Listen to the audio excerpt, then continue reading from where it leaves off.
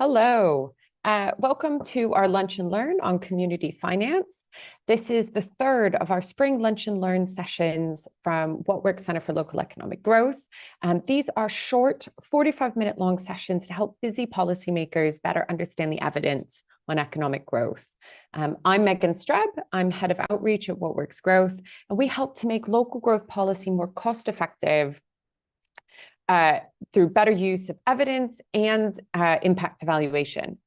Do submit questions throughout in the Q&A, and at the end of the presentation, we will then move on to the Q&A portion where we can have a bit of a discussion both with Victoria and with our director, Henry Overman.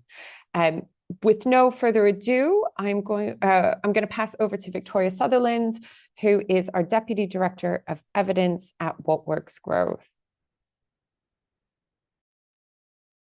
Thank you, Megan, and welcome everyone. So today we're going to talk a little bit about access to debt finance, and in particular we're going to touch a little bit on community finance. So before we get into the meat of it, I think it's kind of worth setting out a little bit about, why is this an area that we're interested in the context of local economic growth?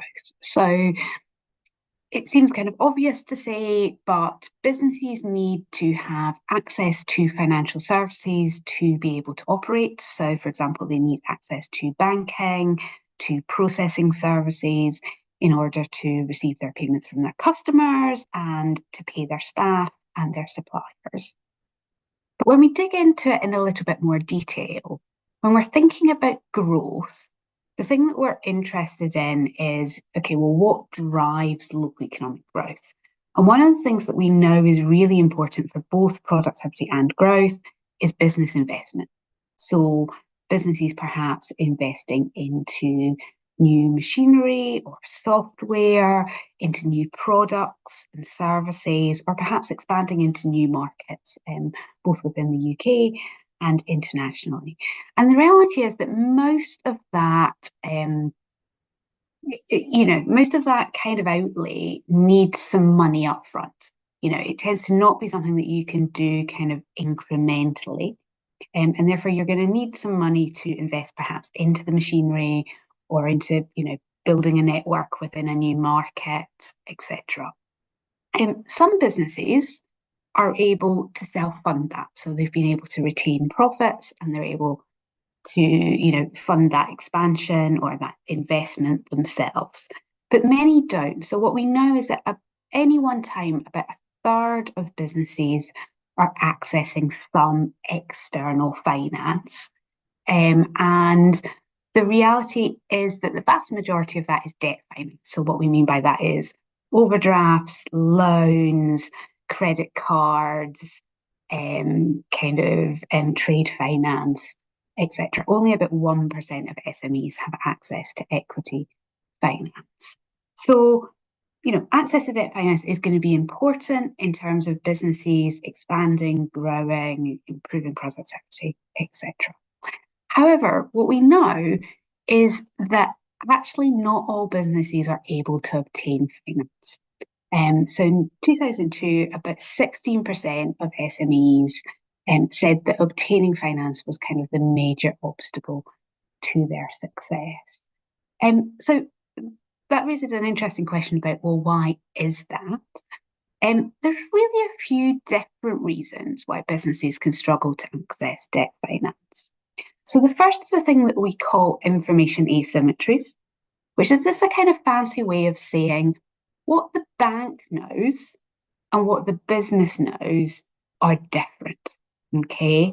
And in most cases, the owner will understand their business better than the bank.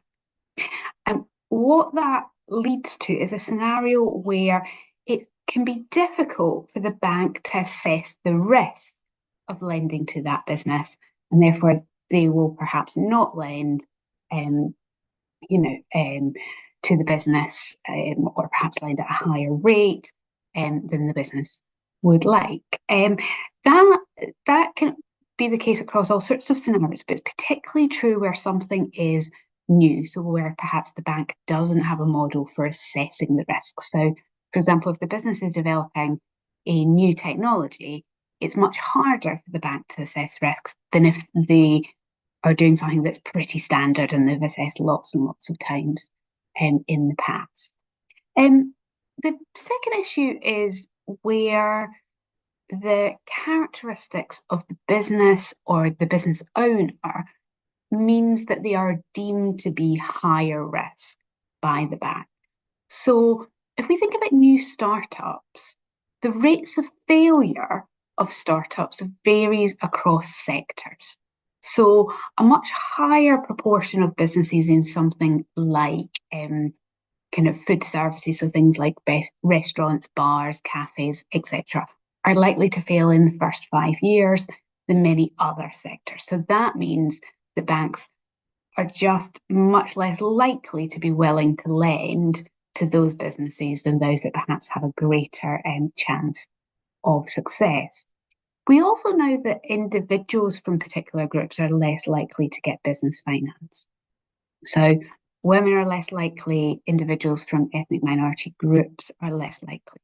Now, some of that will overlap with the kinds of businesses that they're running, but there'll also be an element of discrimination within there, or at least we think there is an element of discrimination within there in some scenarios.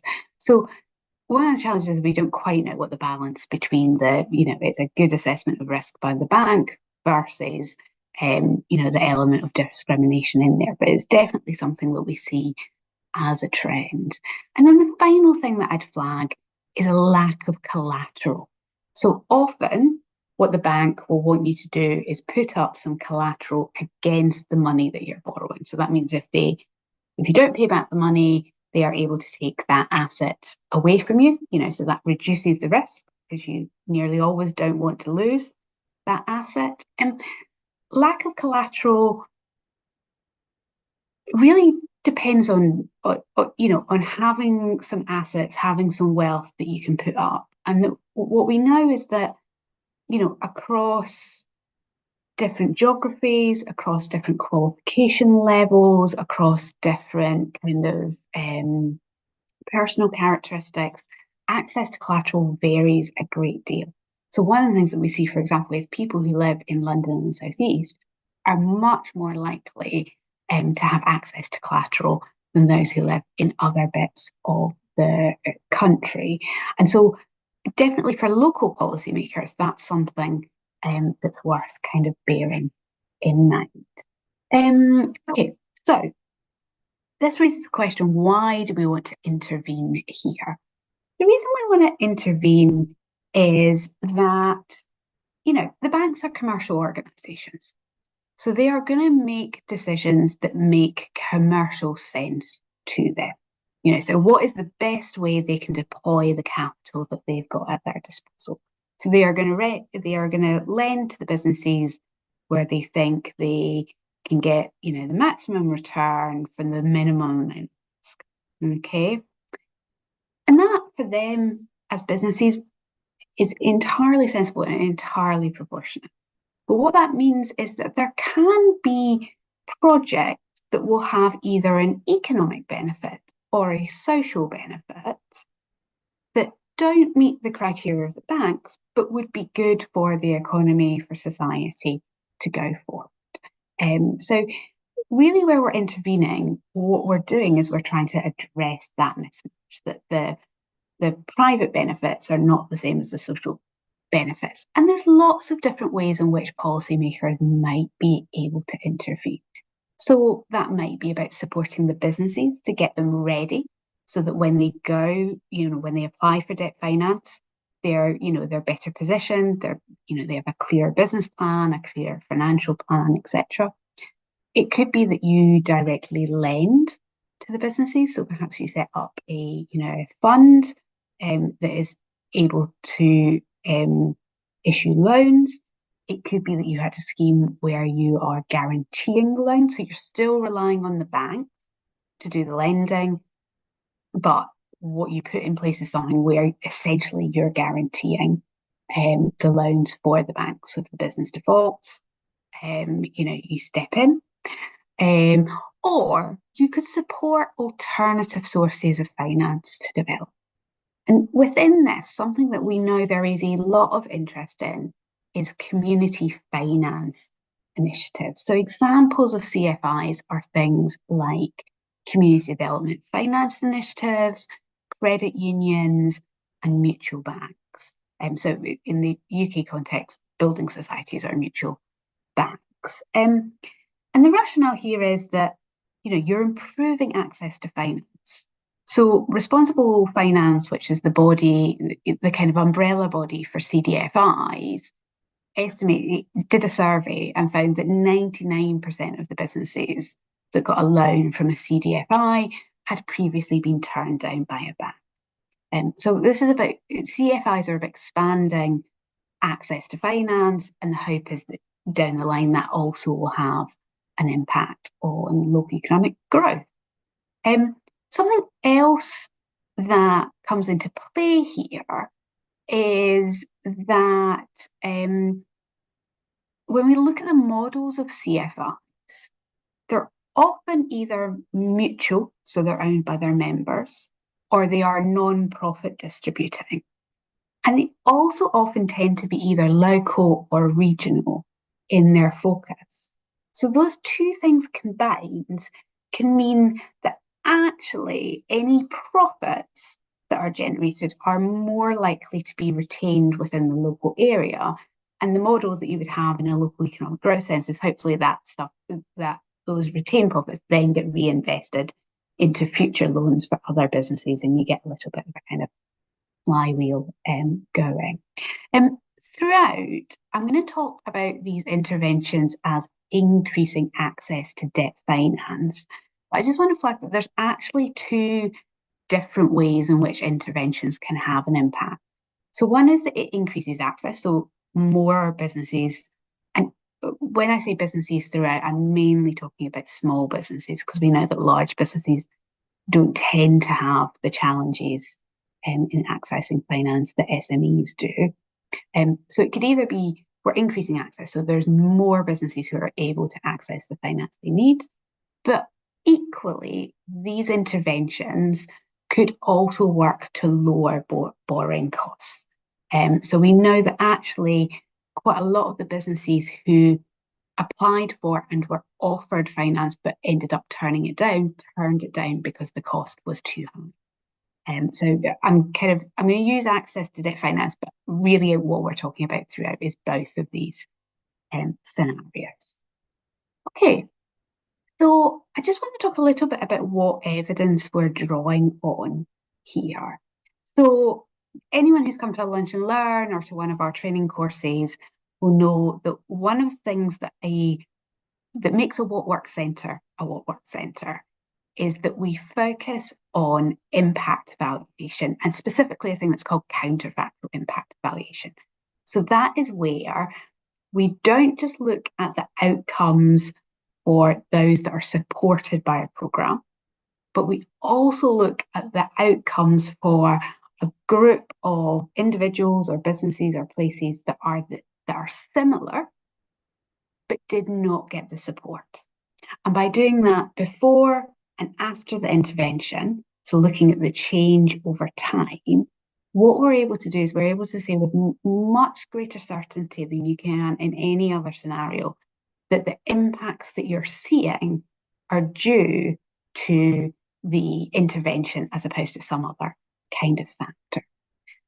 So in terms of access to finance, we've got a couple of different resources. So back in 2016, we published an evidence review on access to finance, and it covered all of the studies that we were able to find at that point. So, across the OECD, where what they'd done is they'd looked at an access to finance intervention, and they'd looked at how had that impacted on local economic growth outcomes like employment and productivity and turnover, etc. That review covered both debt finance and equity finance. So as I talk today, I'll pull out a couple of findings from that evidence review, but I'm only pulling out the debt finance once we've kind of excluded equity for the purposes of this exercise.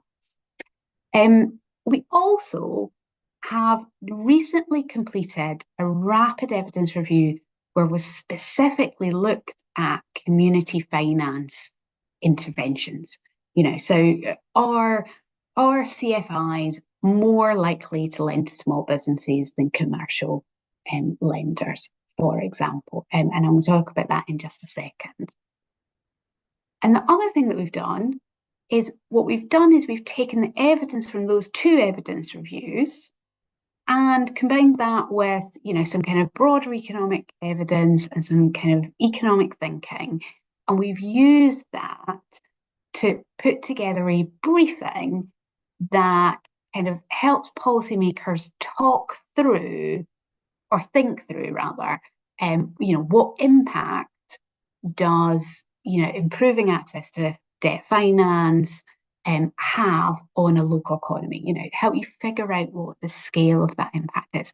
So essentially, for the rest of the time that I'm going to talk, I'm going to spend a couple of minutes on the key findings from the community finance review, and then I'm going to pull out kind of some of the key strands of the briefing on how to assess the impact of pursuing this kind of policy. So those two that are new will be published in about a fortnight's time. They'll go up on the website and then they'll also be included in the newsletter. So if you're not already on the newsletter mailing list, I encourage you to do that because we will promote them in the newsletter that I guess is coming out at the beginning of June, because I think it's normally the first Tuesday. Okay, so the findings on community finance. We've managed to find 9 evaluations. In most cases, what they do is they're comparing the outcome between the activities of a community finance initiative to a commercial finance provider, so a credit union to a commercial bank. Most of the studies are from either America or from Europe, so quite a lot of them are, for example, from Italy. There aren't any from the UK, I should say. And each of those countries has a very different financial services market. And therefore, what we've done is we've kind of grouped them all together, because we're not saying, a community bank that operates in the US is better than a mutual bank model that operates in Italy, because we've got no basis for making that comparison. What we're saying is just, of the different types of CFIs that exist, how do they seem to compare to their commercial equivalents within their, domestic market? There are some challenges there in terms of transferability, but it is, it's the evidence that we've got, so I think it's worth looking at it and worth thinking about it, but just being conscious about the extent to which we can transfer it. So there's 9 evaluations and they look at all sorts of different things. So each thing we only have 1 study or 2 studies or 3 at the most, so bear that in mind, I think, as well, when you're interpreting them. A couple of things that I would highlight. So there's a little bit of evidence that the CFIs might be more willing to lend to local businesses. There's a study from the US that shows that CFI, so it's a community bank in this instance, issued that they issue 30% more loans to small businesses, and the dollar amount of the loans that they're issuing is about 75% higher. And there's also a little bit of evidence that actually lending from CFIs can be more stable. So it's not adjusting as much to things like interest rates. However, we also found a study that said that actually what businesses care about is the relationship that they've got with a bank. So it's not that they tend to think a CFI is better than a commercial option. What they tend to think is better is the financial institution that I've got a relationship with is where I'm going to go first, not, this type of financial institution is a better option than the other. So that really demonstrates that if you are going to support a CFI because you think it's going to improve access to finance, something you really need to think about is how is that CFI going to build relationships with the local business space, because that's probably going to be critical to its success. Also seems to have CFIs also seem to have a little bit of influence on employment, and in particular on employment stability. So there's one study that looks at employment stability within the banks itself. So they expand employment at a lower rate in the good times, but they also are less likely to lay people off in the bad times. And from our purposes, more interestingly, one that shows that places with more community banking accounting for a bigger chunk of the market has an impact on employment growth rates for those areas. The other thing I'd flag is there are 3 studies that show that there's a relationship between CFIs and economic growth at the area level. That's really positive, but we would add a note of caution here, which is that because of the method that is used, there could be some reverse causality. So what that means is it could be that economic growth makes it more likely that you have lots of CFIs. So we just need to be a little bit careful there. Okay, so let's move on to thinking about, okay, if you are going to pursue a policy to try and increase or improve access to debt finance, what kind of impact might that have on your local economy? So the first thing that you need to think about is, and this sounds a little weird to say, but your intervention has to actually lead to an improvement in access to debt finance. So I think our assumption always is that, if an intervention sets out to do something, it will achieve it. But actually, we know that that's not always the case. So there's 7 studies in the evidence review we did back in 2016 that look at whether or not the interventions improved credit availability. And actually only about half of them, so 4, found a positive effect. The evidence was a bit more positive in relation to reducing borrowing costs, where there were 4 studies and they were all positive. So your intervention has to kind of improve access to debt finance for it to have any of the other, kind of benefits that you might be looking for in terms of employment or productivity or wages or, whatever. The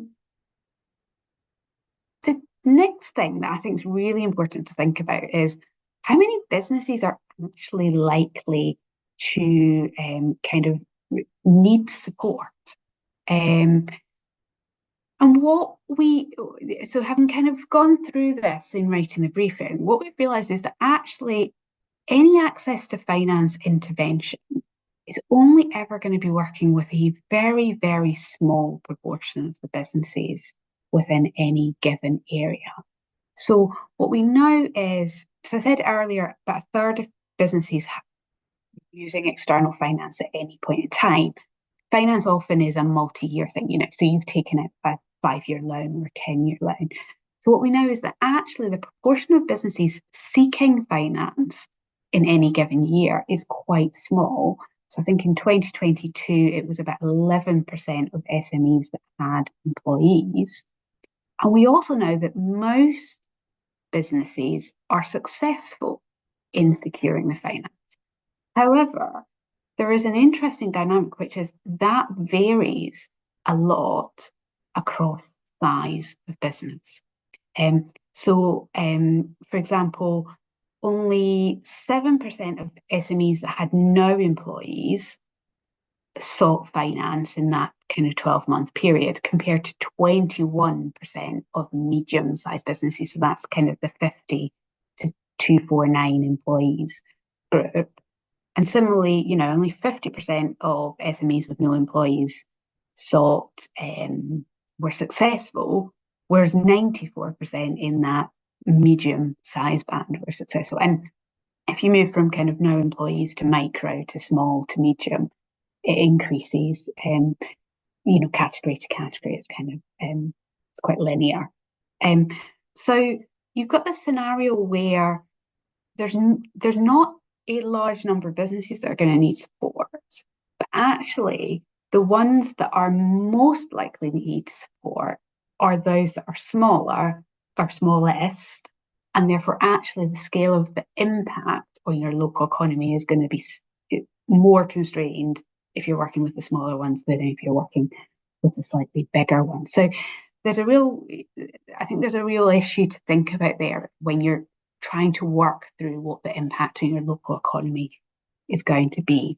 I think the other thing to say here is, even if you're funding a CFI, that CFI still needs to be a responsible lender. And we know that there are all sorts of very good reasons the businesses are turned down for finance. And therefore, when you think about the failure rate, that's always going to be a kind of cap. You're even with the best one in the world, even if you supported every business that wasn't able to access finance elsewhere, like not all of them are suitable for lending. That wouldn't be a good model. So this kind of means that actually the proportion of businesses is always likely to be quite limited in terms of who you're supporting. And the other thing to think about is how this money is going to be used. Okay, so there's broadly two ways in which debt finance is used. It can be used for cash flow, so for working capital or to kind of cover a short-term funding gap, or it could be used for business development. So, that might be expanding into new markets, it might be investing into new machinery, etc. Okay. If you use it for cash flow, in reality, you're most likely to be sustaining your outcomes. Okay, so you're sustaining your employment level, you're sustaining your productivity level. It's only really where you move into business development that you might be improving your outcomes. So increasing employment, increasing productivity, increasing turnover, etc. And what we know is that actually most businesses that were looking for finance or that are looking for finance in any period are looking for finance for cash flow reasons. So previous slide, we were saying number of businesses you're likely to support is likely to be limited. In this one, we're saying most of those businesses are going to use the finance for something that isn't necessarily kind of growth orientated. Okay. And again, size plays a role here. So the smaller you are, the more likely you are to be using it for cash flow, and again, medium-sized businesses are much more likely to be using investment for example, investing in machinery than a micro business with no employees. So we can see this quite clearly in our evidence review on access to finance, because there are 5 studies in it that look at whether or not the interventions to improve debt finance, or access to debt finance rather, went on to have an impact on investment. And what we see is of the 5, only 1 had a positive effect, 2 had mixed effects, and 2 had no effect. So we're seeing that quite clearly in the literature. The other thing that comes into play here is the size of finance being accessed by businesses. So micro businesses, I think the average amount is something like 35,000, whereas for medium-sized businesses, it's much, much larger. I think it's about 375,000.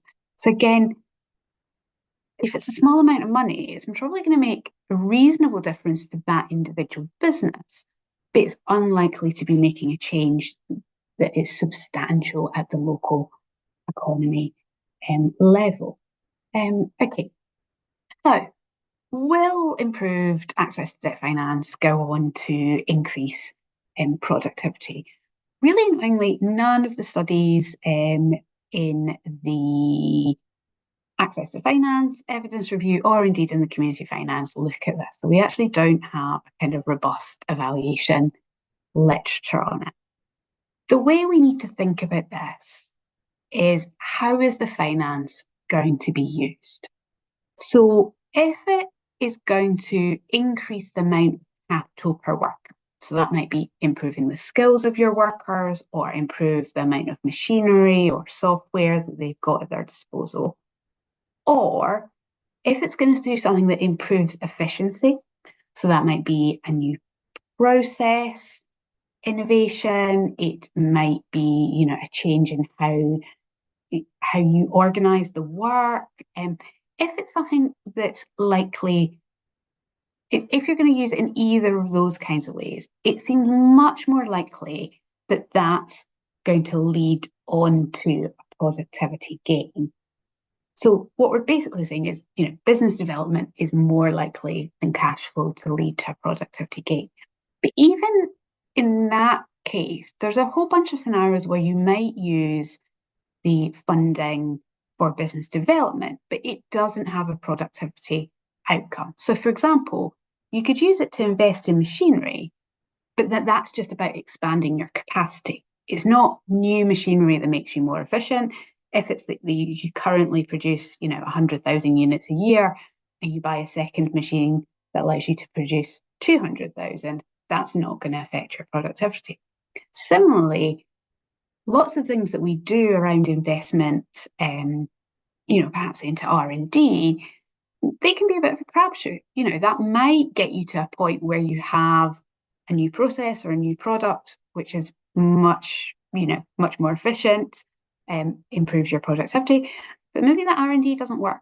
Maybe, the project doesn't pay off. So even where it's business development, there's not a guarantee that it's going to lead on to a productivity improvement. The one other thing to think about here is access to debt finance support in the main is going to be targeted towards the smaller businesses. And we know that smaller businesses, for a whole raft of different reasons, tend to be less productive than larger businesses. So that's another thing to think about. So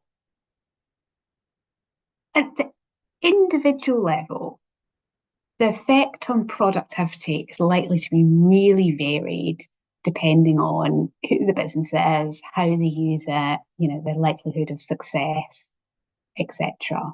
When we think about it at the local economy level, in most cases, because of all the things that we've set out in the previous 3 slides, the impact is likely to be very small. One other thing I want to say here is there's nothing to suggest that whether or not debt finance comes from a CFI or from a mainstream financial institution, so a kind of commercial bank, matters for whether or not it plays through into improved productivity. Okay, so another outcome we're interested in is employment. So employment's a really interesting one. So increasing employment is virtually never the reason that a business goes out to seek debt finance. So a survey that kind of looks at why businesses look at debt finance, only 4% of businesses say, we're seeking this finance because we want to improve employment. But yet there's evidence from our evaluation evidence from our evidence review that shows that actually debt finance can have a positive effect both within the supported businesses and within the local economy as a whole. So it might not be why businesses are seeking it, but it does seem to, in at least some cases, have an impact on employment. So again, how it's being used is going to have an impact. So an additional concern can be that actually if you are investing in machinery, or some other equipment, perhaps that's going to reduce the demand for labour. So that's something, to think about. But for employment, there are a few kind of additional considerations. All of these are things that will be very familiar to people who've been to previous lunch and learns, and indeed have read kind of our previous briefings. So for employment, you need to think about displacement. So yes, employment might go up in your supported business, but is that because it's displaced employment within another local business? And that's always something that we need to think about and account for. And we can also think about multiplier effects. So if employment increases in the supported business, is that business then going to go on to build a supply chain, or are its employees going to be able to spend money in the local economy? Both of those things can go on to create additional jobs. And the other thing with employment that's always worth thinking about is, are the jobs that are created, and actually also the displaced jobs, if you have any of them, are they likely to be filled by local residents? Because clearly, if they're filled by local residents, that's more likely to benefit your local economy than if they're filled by those who live elsewhere and in commute. I think the final thing to say here is that it's always worth figuring out what the impact on employment is going to be and then comparing it to overall, total employment within your local area. Our sense is that in most cases, unless your programme is very large, it's unlikely to have a large impact on local employment. So I've done a little bit of a kind of deep dive into employment and productivity, but it's worth kind of flagging there might be other kind of economic impacts, so impacts perhaps on turnover and profits, wages, and kind of other local income. Again, the considerations are very, very similar. How's the land going to be used? Is there a likelihood of displacement? What size are the businesses that are going to be supported? So it's all very much the same issues. There might also be other benefits. So businesses play really important roles within our local communities. They perhaps offer careers advice, they support events, etc. So if you've got a stronger business base, that could have kind of wider benefits across your economy and society. Another case where there might be wider benefits is if your CFI supports social enterprises or community enterprises. Either that's their core focus or it's one strand of their focus, because again we know that they play really important roles within our communities. One final thing to flag is, remember, not just to think about benefits but also to think about costs, and in this case there might be costs for the policymakers and the businesses themselves. Okay, so that's me. I will stop sharing and hand back to Megan. Great, thank you. If I could get you to stay on, and Henry, if you're happy to join us for the questions. There's been a couple questions that have come through. So one is asking about that balance between the potential for productivity and supporting SMEs, right? If those aren't the ones that are the big hitters in terms of potential for productivity, how do we make that decision for a local authority? It's a good question. There's a tricky thing here, and it doesn't just apply to access to finance. The big businesses are going to have a disproportionate impact on the local economy. But for most of the tools that local policymakers have at their disposal, making a difference to the big businesses is really hard, right? You'd be talking about huge loans that are likely to be really something that central government is going to get involved in. The other tricky thing with it is, even if you could do it, nearly all the evidence on lots of policy areas suggests that what we would call dead weight is really large on support to large businesses. So you see this time and time again. So what I mean by this is that actually when we give money to large businesses, often they just do exactly what they would have done in the first place. So this has been a feature of regional selective assistance and other sort of schemes that give money to large businesses, R&D, etc. So, on the flip side, deadweight is much smaller. for small and medium-sized businesses, you really can change what they're going to do. But the impact on the local economy is very big. So it's a, I know people would like me to be able to give a one or the other answer, but that really is the challenge that we face. When you give the money to the big businesses, actually they often carry on and do exactly what they were going to do. When we give it to the smaller businesses, the effects can be quite small.